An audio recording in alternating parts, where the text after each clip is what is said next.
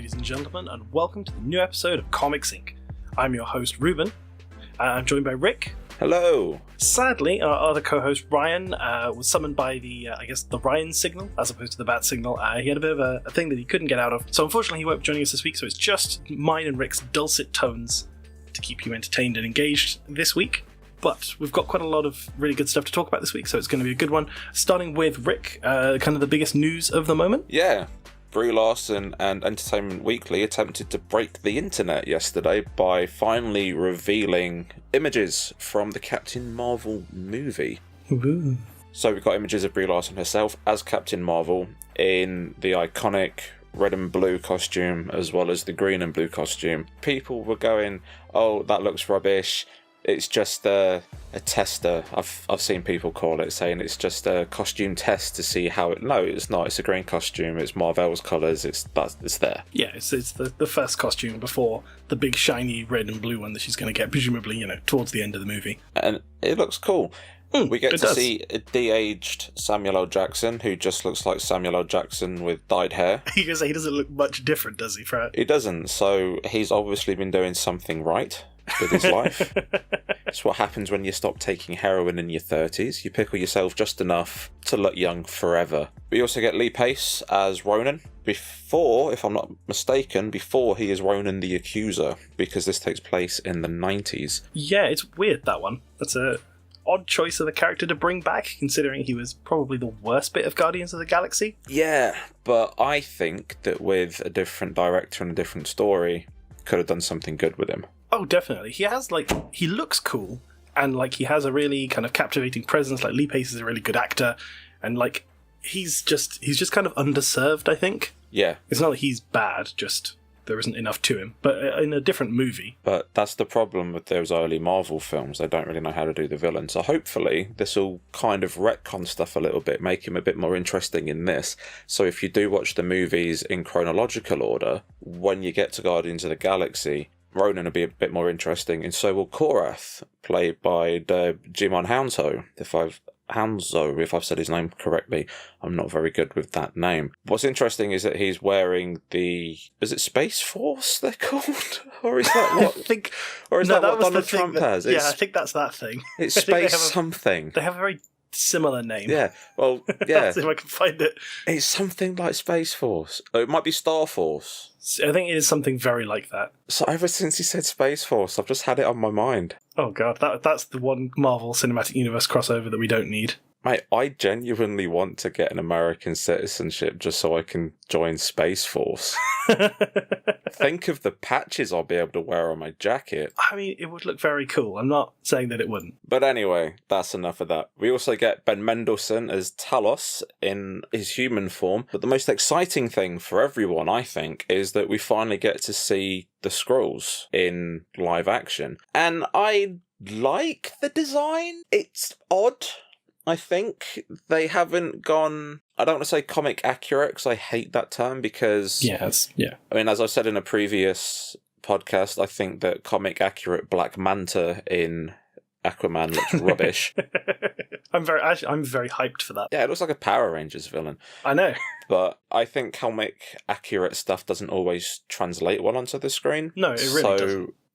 I like the design of the Skrulls, and I'm very grateful and very happy that we're finally able to see them, considering that they are technically a Fantastic Four property, so Marvel shouldn't even be using them. I didn't actually realise they were under that. Yeah, that's why we haven't seen them before, because they fall under the Fantastic Four umbrella, which is Fox. So there was some behind-the-scenes dealings going on to try and get them, and it paid off.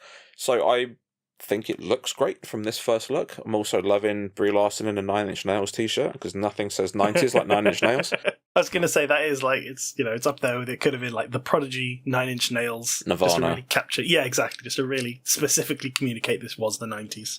But I'm very excited about it. I don't think that it broke the internet as much as they wanted it to. No, maybe not. But I mean, it's not like we didn't know, I suppose, at this point. It's not like this was a shock reveal of the casting, or the first look anyone's gotten at the costume, or a trailer. Do you know what I mean? It was just kind of, here's some pictures from a film we knew was coming, starring actors we knew were in it. if it had suddenly turned out someone else was in it, then that might have been a thing.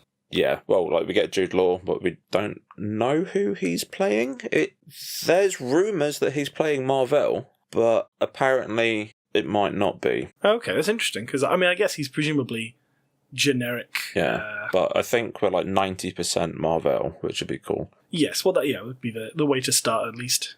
Yeah, but it's nice to see official pictures instead of these paparazzi ones where, like, the suit did look a bit crap in the paparazzi shots, but it's the same with the Shazam paparazzi shots. Like, they didn't look good. It's not until you put it through post where you can touch stuff up that it starts to look like. Could you imagine with Infinity War if they just took pictures of Tom Holland in his pajamas going, oh, well, Spider-Man's costume looks crap? It's like, no, it doesn't. It's because it's not been digitized yet. Well, exactly. There's a whole extra, like, half the film exists on the computers of the visual effects people. It's like, have you seen that this screenshot from the first Guardians of the Galaxy movie with Sean Gunn, who does the motion capture for Rocket Raccoon, wearing the green motion capture leotard, being just stroked walking by around looking like Tingle from Majora's Mask.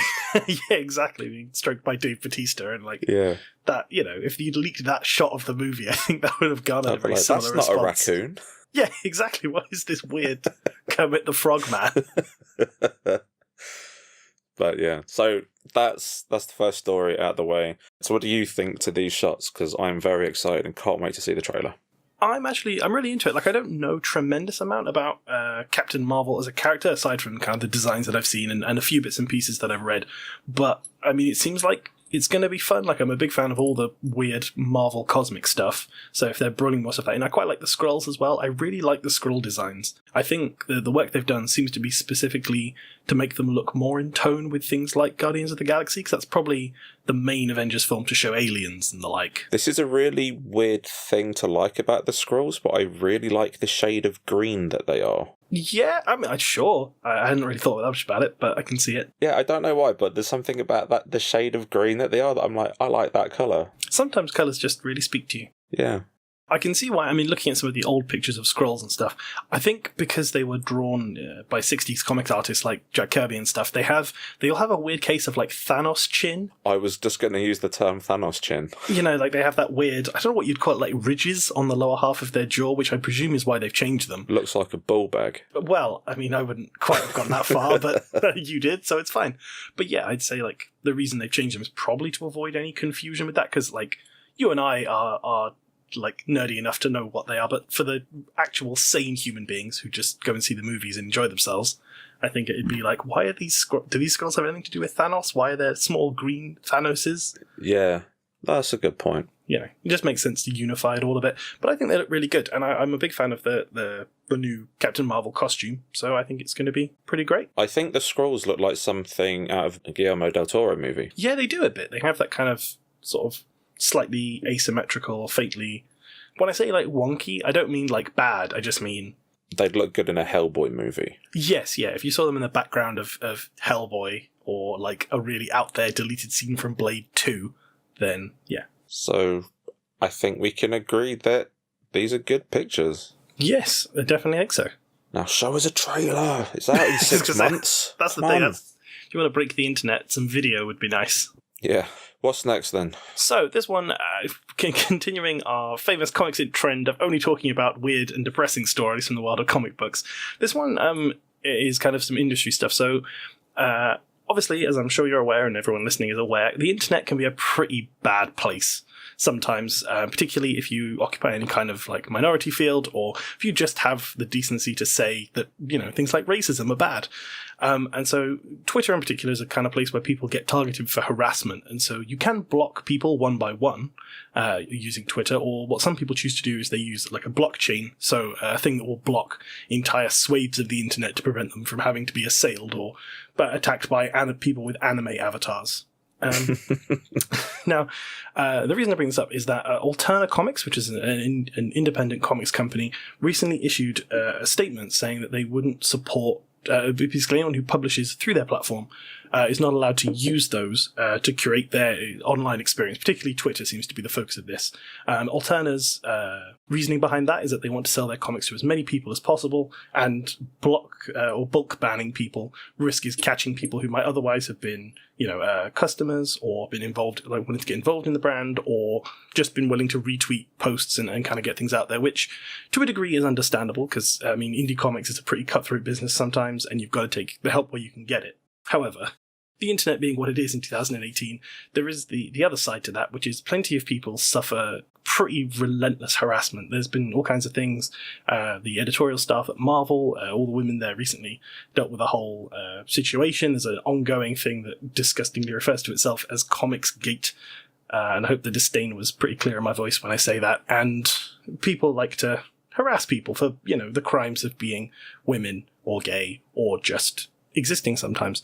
And so people want the option to block as many people as possible, or people that they feel are going to be a threat to either just their sanity or their well-being, or just send them horrible things. And so it's kind of been a controversial proposal. And it got a little bit weird. Well, took a little bit of a turn because a comics letterer named Micah Myers tweeted something following on from this. I'll summarize as best I can. He says, I need to get something off my chest. A few weeks back, I was forced off a book that I was lettering for Alterna when Peter Semetti, which is the founder and publisher of the company, told the writer that I had to unblock Comicsgate members or the book may be in danger of cancellation. He says, I did this quietly and without hesitation. I was not going to put the writers or the artist's book in danger, and I wasn't going to let these people back into my Twitter. This is basically the summary of that. That was reported on by CBR, comicbookresources.com, which is a comics-related news site, as well as the original story. Just kind of highlighting Alterna's ban, at which point Peter Semetti, mentioned earlier in the statement, published some tweets in response to their story. So Peter Semetti said, to CBR, this is completely false. Remove this before I seek legal action. I have the emails to prove that Micah's tweets are false. I do not hire or fire freelancers. The fact that you published this article without getting a comment from us first speaks volumes to your ethics. And there's some other things. Basically, he's threatening legal action on CBR for running this without going to him. And it's kind of a weird situation. Clearly, people feel pretty strongly about this. People both on sides of not wanting to have to compromise their online experience to talk to people or be at risk of being exposed to people that are going to be deliberately harassing and unpleasant to them. But then also this kind of story being run by CBR has garnered quite a lot of scorn from the people loyal to Alterna Comics as well. Do you have any particular feelings about this, Rick? I can see both sides of the story. So the way that the blockchains work, at least in my understanding, is that they block harassers and potential harassers. So it's a little bit like Project Oversight in the Winter Soldier. Yeah.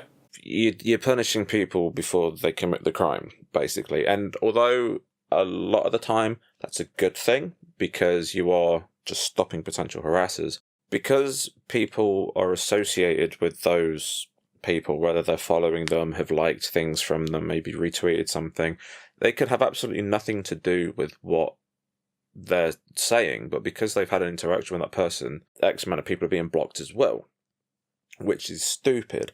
Now, I can see why something like a blockchain would be really good, because I hate dealing with assholes on Twitter, and if you have the option to just get rid of them, fantastic.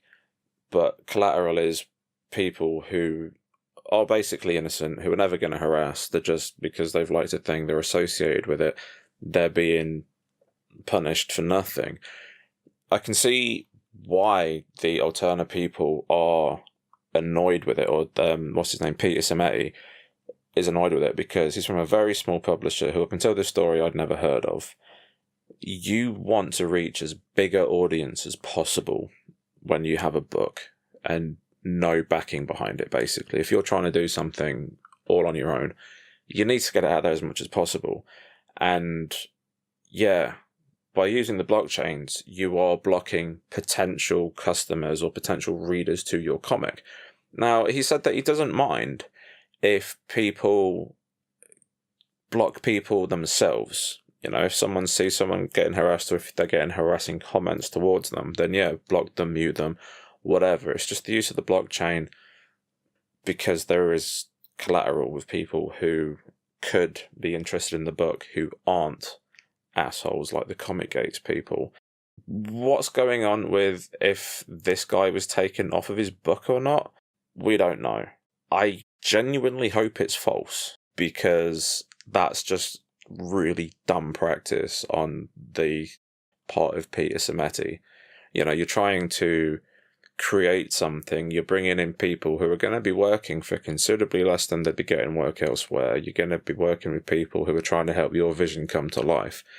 And just because they didn't unblock people. And this is the thing, it isn't that the guy used it after he was told not to use it. It sounds like he'd used it, was told not to use it, and then was told to unblock people. And he was like, well, I've already done the thing before you told me not to, so I'm not going to go back on my actions. Yeah, it's an awkward position to be in. I mean, I can completely understand Alterna's position on this, like not wanting it to risk losing out parts of their potential audience because they're in the wrong place, especially because Twitter, especially at the moment, is such a random place. Like, you can see today is the kind of days where they've started doing, you see tweets, people will retweet things from objectionable people or like the responses to them, and then they'll show up on your timeline as being liked by the person, the original tweet. It's all, I mean, it's a terrifying cyberpunk nightmare out there, and I can completely understand that. But at the same time, it's difficult because, like, Alterna's certainly not going to be anyone's only publisher. They're not going to be their sole employer if they even have that kind of relationship at all, especially if they are freelancers. So I think it feels like a little bit of an overreach. I'm not a social media expert, obviously, but I think I can completely understand why people are unwilling or feel like they're having to put themselves in a position I mean, obviously, there's no real world equivalent for this, because anybody who was this objectionably unpleasant to you in public would be kind of apparent generally from the start. But if someone worked in a shop or something and they were told they had to let people in until people wearing, I don't know, anime avatars and Nazi hats were told they had to let them in until they said something specifically unpleasant, I can see why people would feel like... Sorry, I may have scrambled that metaphor entirely. No, it's a good one, because when I worked in a clothes shop, someone came in with, the eagle that the Nazis all wore. Yeah. Some little punk kid came in with one of those on his jacket, and we couldn't kick him out because he hadn't done anything wrong. He was just wearing something that is basically a hate symbol, but because he hadn't done anything toward anyone in the shop or any of the staff, or, he wasn't being in any way aggressive like that, we couldn't by right ask him to leave. Yeah, and that's the awkward situation. And then obviously that's compounded by the personal space and the personal kind of internet presence of each of the people. It's even more than just a shop you worked in. If it was, you had to let these people into your living room while you were working and only kick them out if they did something unpleasant. It's a difficult position to be in. I don't envy anyone. I don't want to say that I hope it's false, in the sense that I don't want to accuse anyone of lying about that sort of thing. Because, in a position where someone's complaining about unfair business practices, often the business is the one at fault. But I hope that none of it's as bad in any direction. The fact that he's threatening Simeti has threatened legal action, or at least on Twitter, there's been no further reporting on the story that I can see, no further comments on it, at least at this time. Obviously, legal proceedings take quite a while to kind of get underway and be sorted out if they are going to happen. But the story is still there, to the best of my knowledge, on CBR, so... And the thing is, it's that kind of overreaction that does kind of make you think, well, maybe he did get rid of him. Yeah, that's the kind of thing that... It's certainly the kind of attitude that makes me question it and doesn't draw me towards the brand. I know they say, like, sometimes the best thing to do is just say nothing, but that feels like it really would be the best thing to do. Yeah, it just... I think it's a case of Simeti badly handling his staff, because he's enforcing rules that are dumb. He thinks that that's for the best of the company, and like I said, I can see where he's coming from, but I can also see why the staff would want to use it. You'd think there'd be a middle ground, but he just seems heavy-handed, especially with his overreaction to comic book resources. So the behaviour's befitting, you could almost say, from at least what we've seen. I don't know the guy. I'm not going to make a personal judgment on him because I don't want to get sued. And it definitely seems the type of person to do that. He specifically does do that. So, yeah, we'll see. The story's going to unfold. I mean, comic book resources are going to keep on reporting on this because they've been pulled into it personally. So no matter how it ends, we're going to know. Yeah, exactly. They'd be mad not to at this point. Yeah, So that's a depressing thing. Moving on to slightly more hopeful news, hopefully. Yes, Carl Urban is apparently in talks to return as Dredd. So this story comes from TrekMovie.com, who reported on some comments made by Carl Urban at Ticonderoga last week, which is a Star Trek convention. That's what that is. Yeah, that's also why the bulk of the comments revolved around the apparent Tarantino Star Trek movie. But he dropped some interesting news regarding the possibility of himself appearing as Dredd in Mega City 1, the TV show that's currently in development. He said, and I quote, "I'm not attached to it, although I did have a preliminary round of conversations with them. I am interested in doing it. There are a lot of great stories to tell there. It is up to them.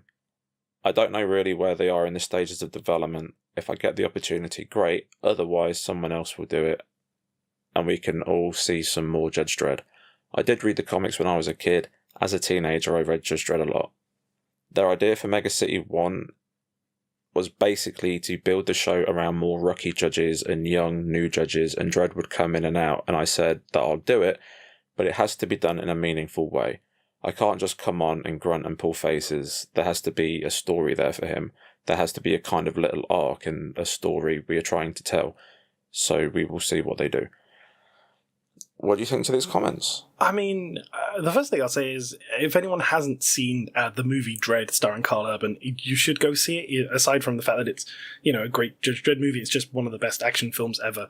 Secondly, I think it's a bit unfair of him to say that he can't just come on, grunt, and pull faces, because that is literally all that he does in the film Dredd. He does that excellently, but I think it's fair to say Judge Dredd is not the kind of character that has an arc. Yeah, but there's a lot more to him than just angry cat face. Oh no, that is true.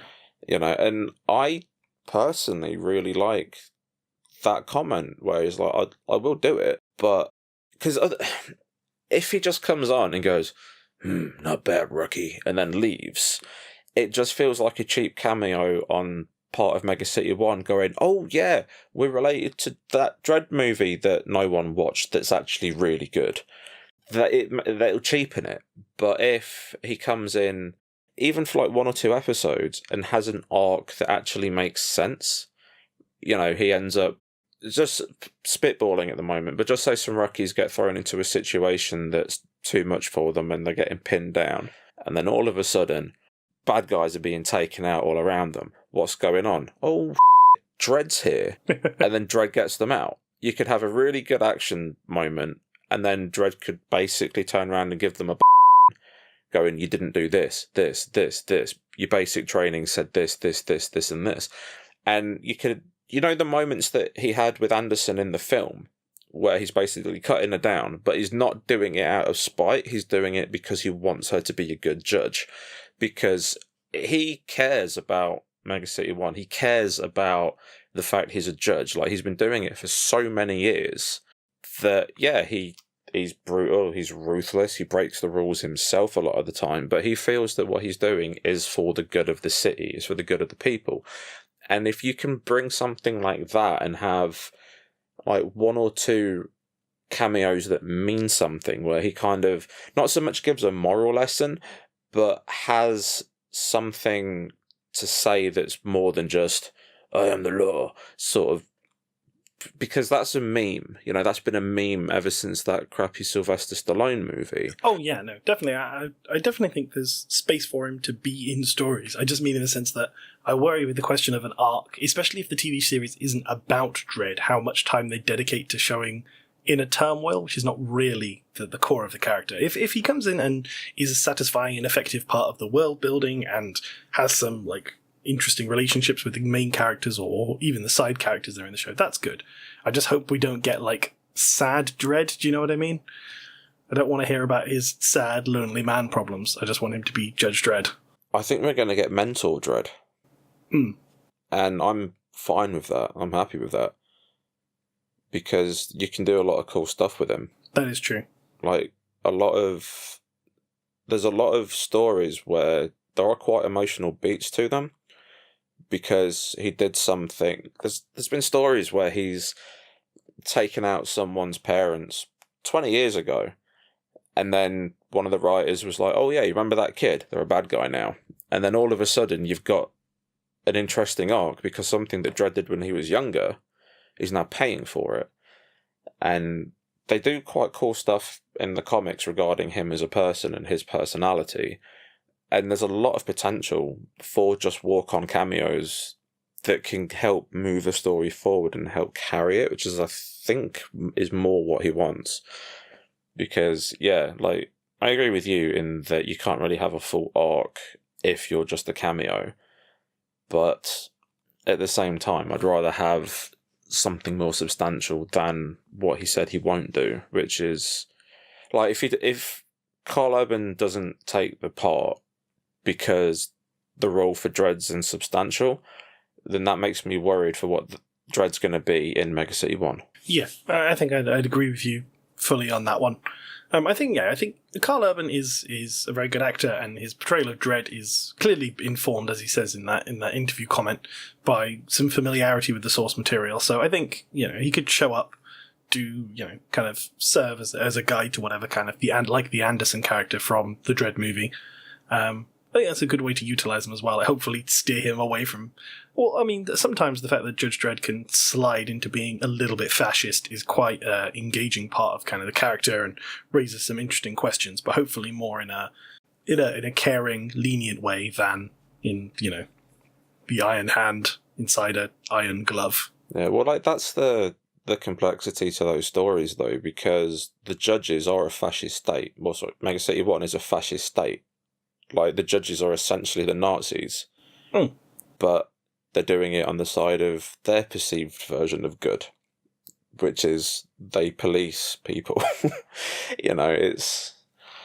There's actually, speaking of the emotional core of that, there's probably I've not read a ton of Dredd comics, but there's one, I think it's called The Cursed Earth, which is about Dredd going out into the wilderness outside Mega City 1 to try and find the guy who was the first judge who's gone missing. And he meets him, and he's a really old guy, and eventually he brings him back to the city, and he's dying, and he has, like, deathbed words to Dredd, because I think they knew each other at one point. And he basically tells Dredd, like, the situation in Mega City 1 with the judges was never meant to be permanent. It was supposed to be a holding solution to the crisis they had. And before they knew what was happening, they solidified it into society, and they couldn't do anything about it. And they're actually the judges are the problem, which I thought was quite an interesting version of that character, because he chooses not to say anything about it. People ask him afterwards what the man said to him, and his response is he didn't say anything, which is, interesting level of conflict inside a character that could come across quite one note, and has in certain other situations, like in Sylvester Stallone's version. And you could easily drop a story like that into a TV show with a little cameo. That is true. Okay, you've definitely sold me now. And my work here is done. So what's next? So speaking of things that are edgy and one note, the Venom movie. There's a tie-in in the way of these films. Like, films often have tie-in soundtracks. Most recently, Black Panther had a soundtrack created and produced by Kendrick Lamar.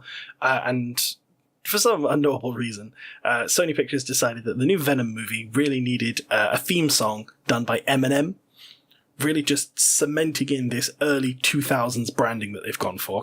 I'm convinced now that Venom is a movie just kind of 10 years too late. If it had come out 10 years ago, it would have looked a lot worse, like in terms of visual effects, but I think it would have been right on the cusp of the Black Leather X-Men kind of wave of superhero films. It's an Eminem song. I did listen to it. It's exactly what you might expect Eminem to do, a song about symbiotes and being a badass. Yeah, it's quite insubstantial. Have you listened to the song? Are you a fan of Eminem? I am. I've had his new album on a couple of times. It's pretty decent. He's upset a lot of people with it. Oh god, what did you do this time? It's basically all diss tracks. Oh, I see. I was going to say, I'm wondering at this point what Eminem could do. Like, he was shocking. I remember the days of the real Slim Shady. Yeah. Now he's basically just declaring war on everyone that he doesn't like, because he's an old, cynical old he's now doing he's doing the musical equivalent of Old Man Yells at Cloud. Basically, he's now having a big fallout with Machine Gun Kelly, who dropped a diss track back the other day on him, like, instantly, and it's one of the best tracks Machine Gun Kelly's ever done. But anyway, let's get on topic. I think Comic Book Resources, which is where this story is from, are being short-sighted, to be honest. The song is an Eminem song. It fits the tone of the new album quite well. It's just early 2000s Eminem, aggressive hip-hop. It's completely inoffensive. They're banging on about the Kendrick Lamar Black Panther album that was done. But that was the soundtrack. That was the original soundtrack. I've not heard the soundtrack. I know that Kendrick Lamar did it, but he didn't do the score. No, he didn't do the score.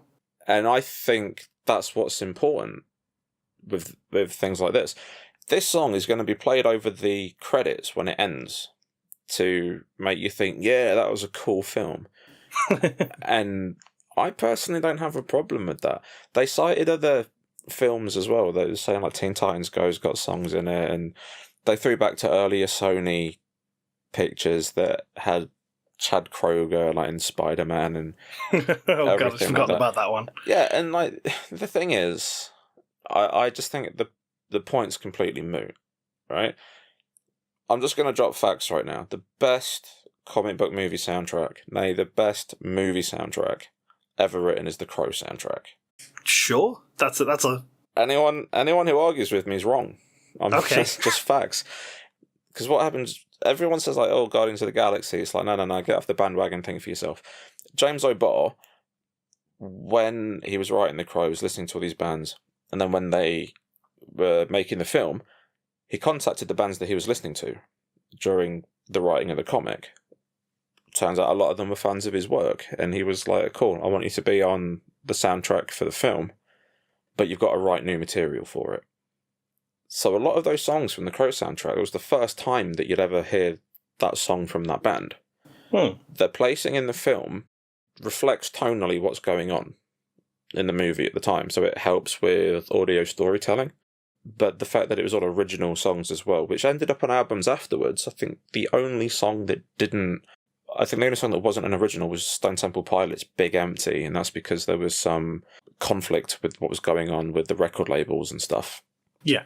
They wouldn't allow a new STP song to be on the album, so they had to use one of their already known ones. And since then, film soundtracks have been a big thing. But I think Comic Book Resources saying that it I'm just going to bring up the actual headline. Yeah, Eminem's Venom song paints an unfortunate picture for the film. Why? I think judging a movie that we haven't seen yet based on a song that's going to be played in the middle of the credits is just ridiculous. Like, they keep citing Black Panther, and the music for Black Panther was amazing. Like, the score was amazing, and I think that was, I can't pronounce his name, but I think it's Ludwig Göransson. That's about right. Guess what the next film he's doing the score for is? What? Venom. Well, I mean, the soundtrack. So we've got the guy doing the same score, and we don't know any of the songs from the soundtrack. I think this is just Comic Book Resources being elitist. I mean, I'm inclined to say that I probably agree more with the take that the movie. I don't think having the Eminem song playing over the end credits does much to harm the film in terms of its actual content. Like, it's going to be a fine film.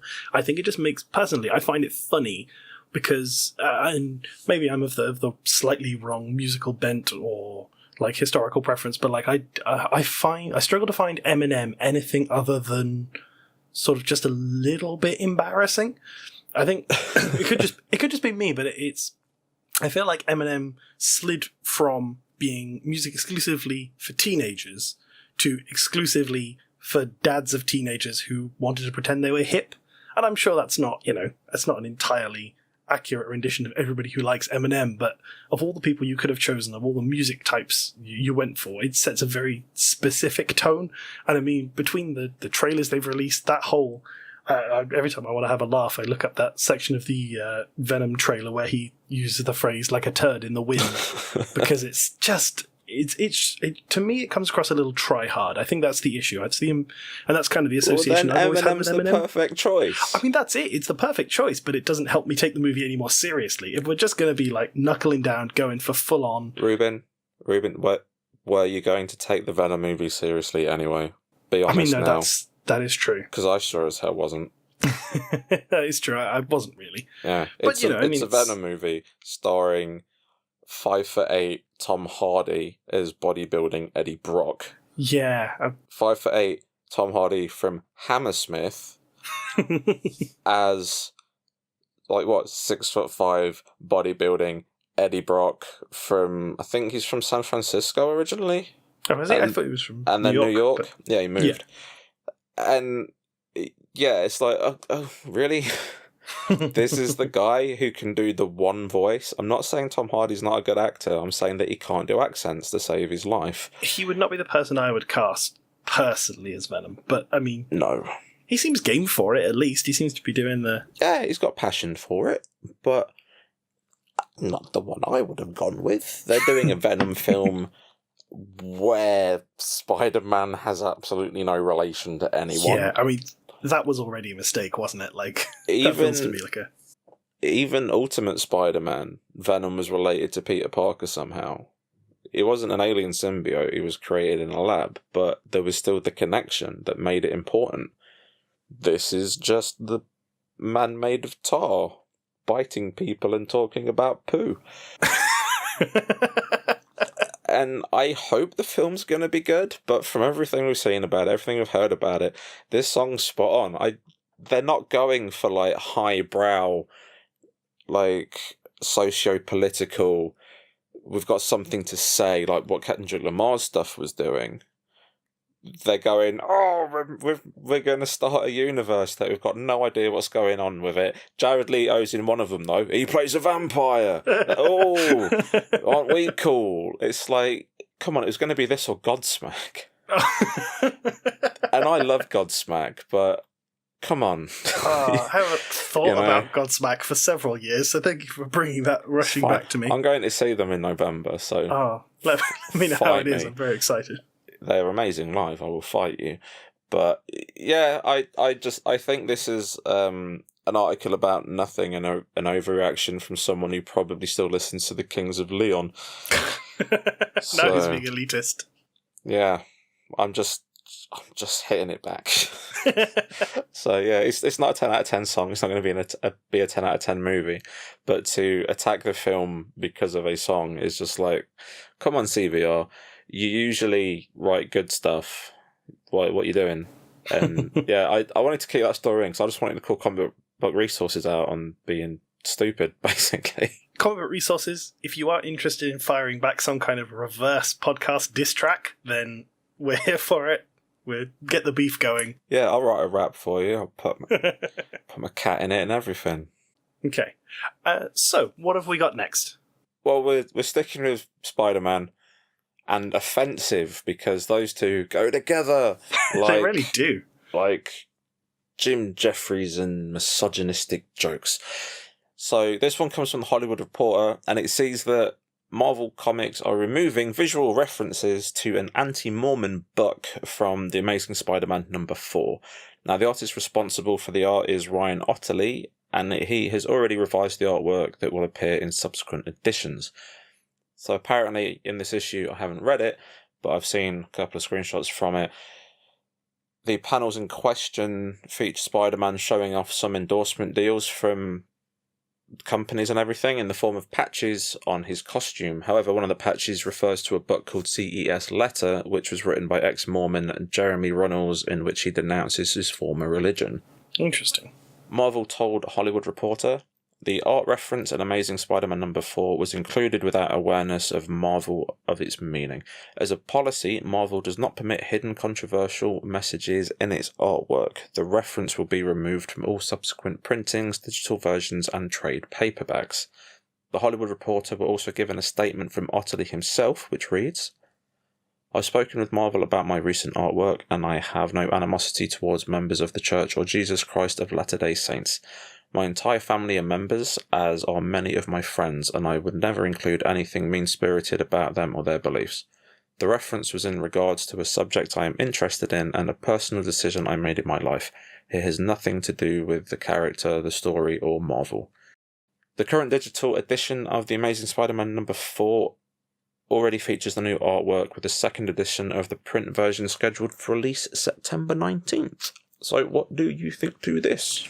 It's just very strange. I mean, of all the places to put a reference to your a diss track, if we're keeping with the theme, to Mormonism, in the Spider-Man comic is a weird place. I mean, I guess if you've got to draw a bunch of patches to go on a Spider-Man uniform, it makes sense that you'll pick ones that are obscure references. It feels a little bit like a kind of corporate panic on this one. Not to say everything's down to corporations, but just in the sense that, like, this doesn't seem like that much of a thing. Obviously, I've not read the CES letter, so it could well be that it's a violent piece of incendiary polemic, but just a book in which that has some controversial thoughts about religion. It seems maybe a little harsh to erase it and change the artwork, but I can also understand that a company like Marvel is, they make their name on being everything to all people, so you wouldn't want to upset an entire kind of religious movement's worth of people.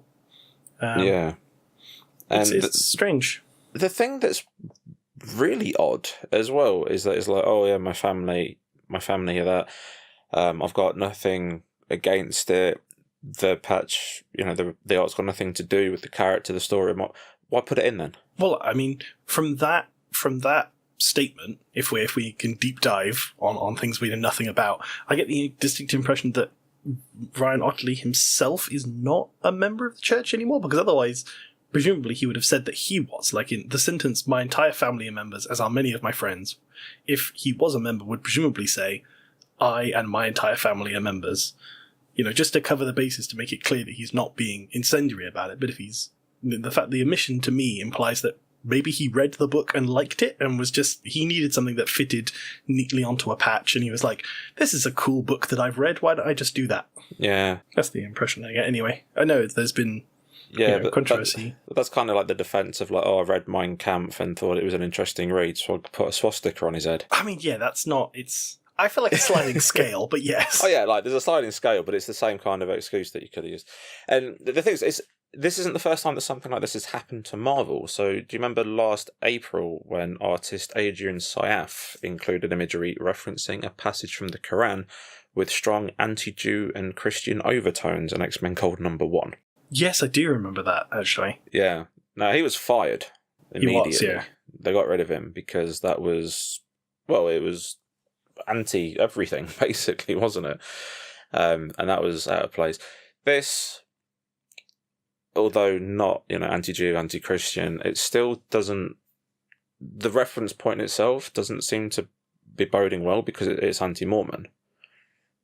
But he's like, oh, I didn't mean... It's a weird thing. Like, this is probably going to make me sound like a proper fascist, but I'm all for artists putting a signature on something, putting their own little flair in. I love seeing stuff in background images and things like that. But stuff like this, like, if it isn't relevant to the story or the character, keep it out, because you're going to upset people. It feels that you're trying to provoke people. He knew what the thing was. He knew what the message behind the book was.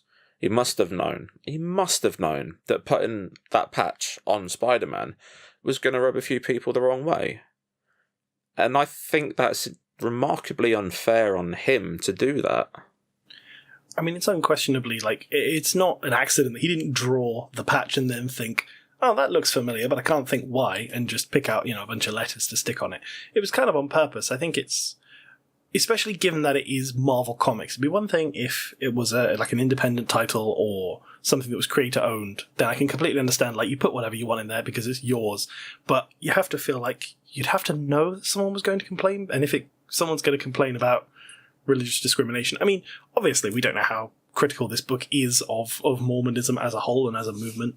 But I mean, potentially, if he'd included a reference to the Da Vinci Code somewhere in there, would people have been getting offended on behalf of Catholicism? It's a weird tightrope to walk, especially, working for a company like Marvel. You have to be on tubbing the line, as it were, which is not to say that everyone is miserable or they oppress their artists or anyone suffers by that kind of system, just that there are specific corporate expectations. You work in an office, you show up in a uniform, and you don't use certain words to describe your colleagues or customers or whatever. And I guess this is a similar thing in terms of work produced. It's even things as well, like, you work for a company, you got to conduct yourself a certain way on social media. That's a thing now that you have to do. So, yeah, like, if you think something's provocative and that you're going to offend a big chunk of a lot of the people that read your thing or watch your thing, maybe don't do it. It'll save everyone a lot of trouble, and we won't have to read stories about foolish people being him for doing it, not religious people. No, you said religion. What you said, Rick. You got to stand by it. Don't be silly. Don't draw offensive patches on Spider-Man. Spider-Man is having a good run of things at the minute, isn't he? He is. Specifically, we have a third. Weirdly, I just didn't realise this until we were looking at the notes, but a third and final, thankfully, Spider-Man controversy from the past week. Rick, where are the puddles? Do you know? Yeah, I'm going to admit, when I first saw the pictures of the two side-by-side things, I was like, oh, they've downgraded it, and it looks worse than Watch Dogs. It was that level of thing. The thing is, Spider-Man has a dynamic weather system. To be specific, this is the recently released Marvel's Spider-Man from Insomniac Games on PlayStation 4, just so you're aware what we're making stupid jokes about. Read the story, and then we'll talk about the puddles. So it's been... it came out... In fact, the game was due to come out tomorrow, in fact, at least in the UK. As of time of recording. Yes, but there was a recent issue... Well...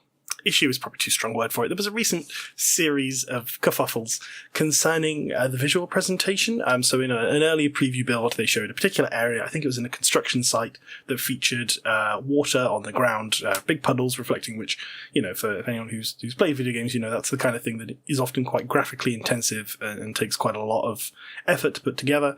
And then in a more recent build that was shown off, the same scene set in a similar construction site was shown with much smaller puddles.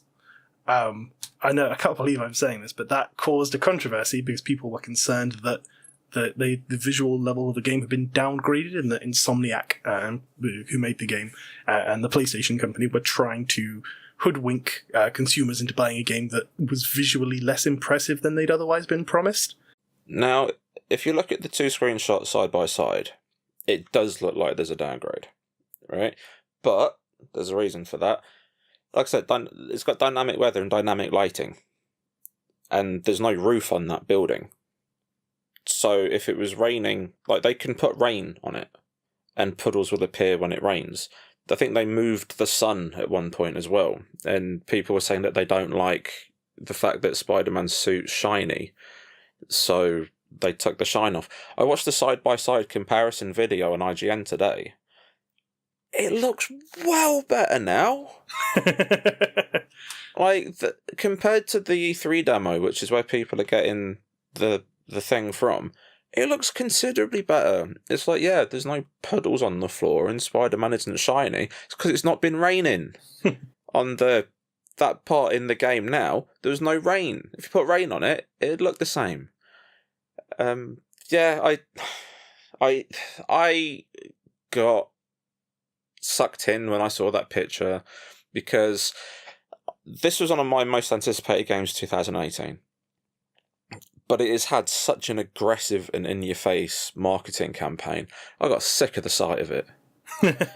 All I've seen for weeks is, it's Spider-Man, I'm like, I don't care anymore. I've gone from being really hyped about it to going, I've seen it, it's fine, I'll get something else. And then this came out, and I was like, because I was in a bit of an anti-Spider-Man mood at that point, so I was just sick of the sight of it, I was like, yeah, F him. And but then, I looked at it properly, because I don't want to be one of those knee-jerk reaction kind of people. I'm 33 now, I'm too old for knee-jerk reactions. I've got bad knees, Reuben. I was saying, you might sprain something. I've damaged a ligament in my knee, and it hurts. And I saw that knee-jerking that I was doing as a whippersnapper. I'm trying to calm it down now. But, yeah, I'm like, all right. So, it didn't rain. Who cares, man? Like, it still looks good. It looks like a cool game. It looks like the best Spider-Man game since Spider-Man 2 on the GameCube, which was the best Spider-Man game. And if this can knock that off the perch, it's like, how old's that game? 15 years almost? Just it's about, yeah. time we had a good Spider-Man game. I know, it's amazing it took this long, really. Yeah, so I'm like, all right, cool, do it. Am I going to be going out and buying it tomorrow? Yes, because I woke up this morning super excited to go and buy it this morning, and then I was genuinely upset for like an hour that it wasn't out today. I was just moping around the flat, like crying into my cereal, like, oh, I want to be Spider-Man. And yeah, so I've come around to it. The fact that I've gone from, I've seen too much, but yeah, I love Spider-Man. It's one of my favourite heroes. I hate the costume in this game. The game costume looks awful. It looks terrible. It looks so bad. But at least you can change it. Yeah, so I'm going to have to put up with it. To be honest, I'm considering pre-ordering it now, so it arrives tomorrow, just so I can get the Iron Spider costume now, because I hate the costume. Insomniac, it's an ugly costume. It looks like he's got crappy shoes on and he's wearing bike gloves and I just don't like it at all. Give me Iron Spider from the beginning. Give me the Iron, not even the Iron Spider, just give me the Stark tech suit from Civil War and Homecoming. That'll make me happy. I just need to unlock that soon. But yeah, it's puddles, man. Who cares? Puddles don't last. Like, are we really talking about puddles? The story is... The headline for this story that we've got written on the document is reviews coming in for PS4 Spider-Man game. And then it says, sticking with Spider-Man for a short while longer, the PlayStation 4 game Marvel Spider-Man from Insomniac Games is due for release on the 7th of September, and we're finally getting around to finding out if it's any good. Thus far, it's been getting an Open Critic score of 88 and a Metacritic score of 87. We haven't seen this much hype since the first couple of Batman Arkham Asylum games. There's no mention of puddles in the document, Reuben. Why are we talking about water? Why are we talking about moist floors? We were supposed to be looking at this and going, oh, it looks amazing. The fact that it's been getting good scores. The fact that it's not 90, people are going to go, oh, worst game of the year. I'm going to buy FIFA instead or something, and we'll play Superman 64. But we're supposed to be praising it, not talking about puddles. You've upset me now, Reuben. I'm all wound up. Apparently, yes. Would you like to talk about what you've been reading? Would that calm you down a little bit? Yeah, actually, it will. Good. Sticking with Spider-Man. Oh God, it's controversial now. I've been catching up with Venom 2008. See that, the tone, I turned it off because actor. I wish. But Venom, number 5. Venom can fly now. That was cool. But I'm going to let you talk about Venom because I know that's one of your picks. The main one I was reading was Dark Justice Dominion, which is written by John Wagner, art by Nick Percival, and ink by Annie Parkhouse. And that is a very cool 2000 AD comic where I think in the comics, I haven't been keeping up with 2000 AD, but Judge Fear is dead, I think. And this starts off with Judge Death, Mortis, and Fire floating through space, and they get picked up by a ship. But they're floating, the ship brings Death in, and then all hell breaks loose because they're on their way down to a colony on a different planet.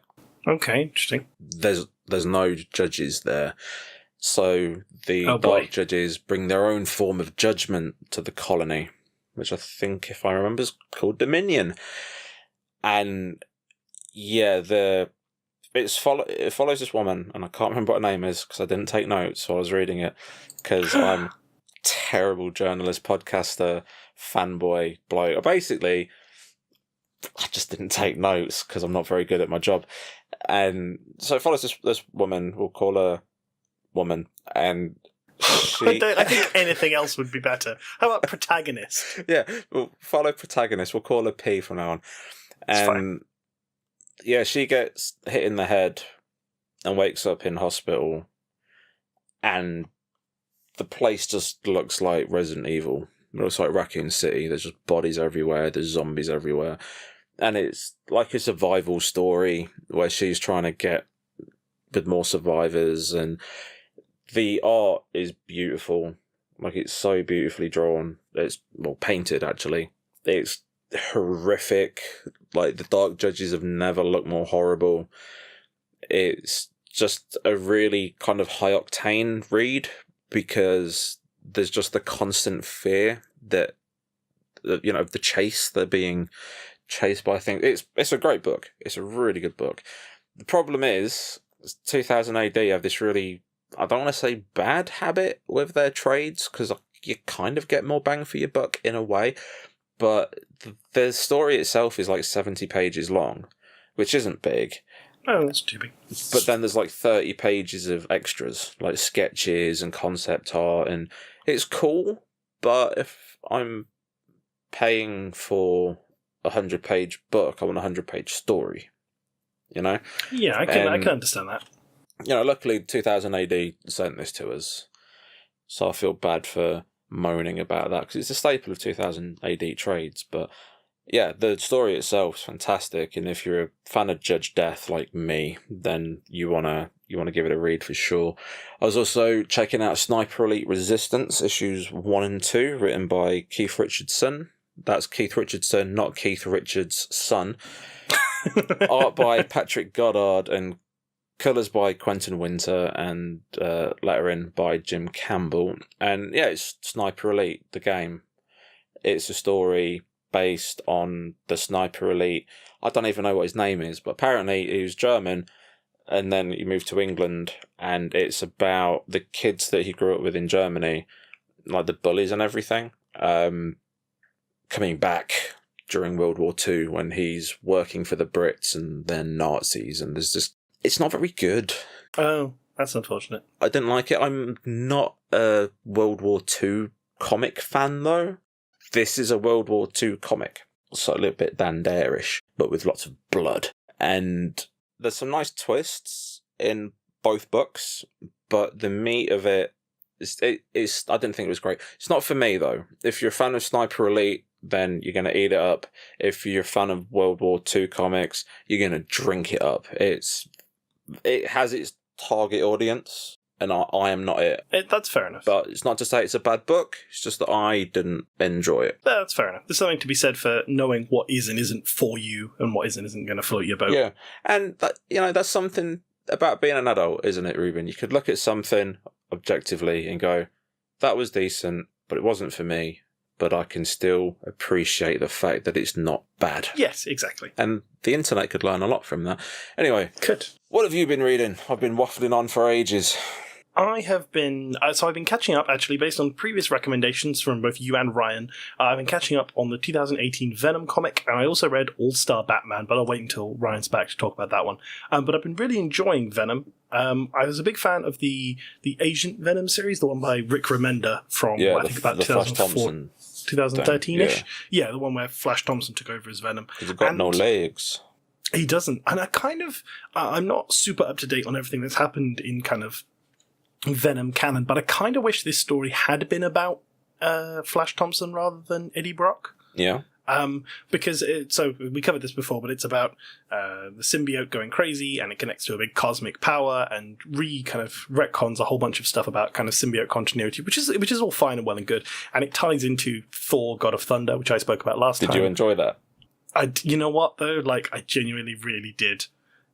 That's proper, like, ticked every single comics nerd box in my brain. I was just like, oh, I know the continuity. That's the God Butcher with the sword. You know what the best part about that was? That volume that I mentioned last time, The Last Days of Midgard, I forgot that, like a complete idiot while we had this conversation, the ending of the fight between Thor and Galactus. Yeah. Thor goes and fetches Null's sword because he can't beat Galactus on his own. So he becomes the Necro Thor and wields a giant black sword and cuts a planet in half, and it's very good. I can't believe I got to that point about the same point I got to the issues in Venom, and I was like, how did I forget this was a thing? He went and had it, and he was the all black all father, and it was like, it was great. So yeah, it was really good. The only thing, I wish it had been Flash Thompson, partially because I'm more familiar with that character kind of in his heroic role, and also because the kind of military vibe tie-in that they had with the whole thing about the soldiers from Vietnam, I thought would have made a bit more sense if it was Flash, because then there'd be a bit of a more personal connection, but I don't know what canon chess would need to be done to get him in that position, so that's fine. Are you up to date with it? Have you read issue 5? Remind me what happens in issue 5. I know I've read the first 4, I can't remember if I've read 5. Oh, Venom grows wings. Yes, I think I have read. And can fly, and then he absorbs another symbiote. Yes, I've read that. That was the last one I've read. The bloke that sends them on their... Yes, Rex something or other. Yeah, see, that's the thing. It feels like it would have made a lot more sense to have Flash Thompson be in that, because it's kind of seems to be leaning into a story about like military conspiracy and about soldiers and all that kind of stuff. And to the best of my knowledge, Eddie Brock is just like a bad journalist with an alien friend. Now, for me, I think that it works better with Eddie Brock Venom, because the only reason that Secret Agent Venom was a thing is because they kept injecting him to control him. So Venom never wanted to be on Flash. He never wanted to be with Flash. He was just sedated, basically, wasn't he? He was being controlled. To begin with, he started hanging out after a while. Yeah, but there's hanging out, and then there's like the connection that Eddie, it's... Yeah, no, fair. And when Venom loses control, it does feel like he's trying to pull back for Eddie. And the bit where he gets speared through the chest, and he starts mending him, like he's genuinely panicked because Eddie's going to die. And I think because of the relationship between Eddie and the symbiote, the stakes are higher. Yeah, if you know what I mean. And it makes the new power set make more sense to me, because there are times when the symbiote just says to Eddie, "Hang back, I've got this," and the symbiote takes control, and there's the trust there, and they are one being together now.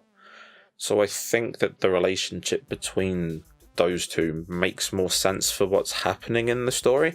I get what you mean about the soldier, like military side of it, but I think from the cosmic side of it makes more sense with Eddie Brock. Yeah, I can see that. It's been pretty good so far, and obviously I'm going to have to try and catch up on things. I'm a big fan of the Dark Judges, so if Dominion is as good as you say it is, that will probably be a thing. Clearly, half my recommendations each episode are just the things that I'm catching up on from you and Ryan, already beating me too. But that's fine, it makes it considerably simpler to find what's good. Right, so I think that's about all the time we have for this episode, but thank you so much for listening. If you want to talk to us about anything, if you want to confront Rick about his controversial Godsmack opinions, or shout at him about puddles, where can they find you, Rick? Well, I don't want to tell them now, do I? Actually, no, you can find me at StrangePlayRick on Twitter, and if you're an arsehole, I'm just going to use blockchain. Great, and you can find me if Rick does block you and you want to complain to somebody else, and you can find me on Twitter at RubesCubes, RubsCubes. Great, we've been Comic Sync. Thank you so much. Hopefully Ryan will be back with us and we'll have a full complement of heroes for you next time. So until then, take care, we'll see you soon. I'm not convinced Ryan's actually alive anymore. Go!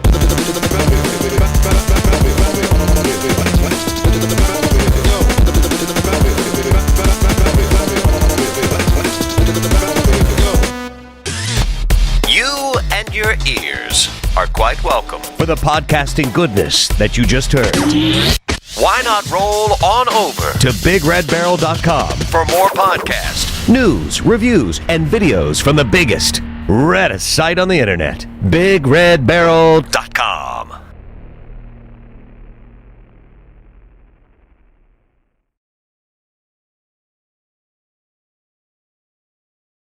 Like, when you get to the end of... What the was that?